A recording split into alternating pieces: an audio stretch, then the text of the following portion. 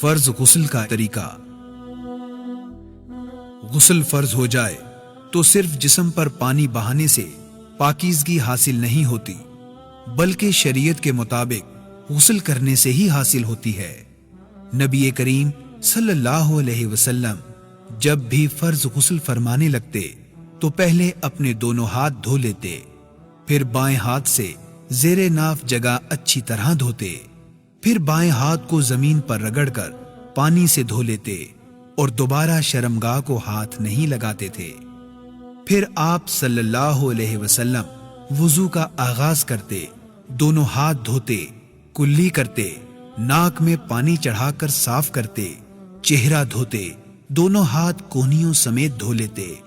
پھر اپنے ہاتھوں کا چلو بنا کر سر پر 3 بار پانی ڈالتے اور بالوں کی جڑوں تک پانی پہنچاتے، پھر سارے بدن پر پانی بہا لیتے، آخر میں پاؤں دھو کر غسل ختم کر دیتے۔ کبھی آپ صلی اللہ علیہ وسلم جسم پر پانی بہانے سے پہلے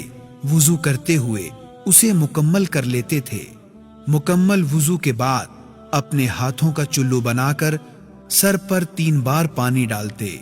اور بالوں کی جڑوں تک پانی پہنچاتے تھے، پھر سارے جسم پر پانی بہاتے اور غسل ختم کر دیتے تھے۔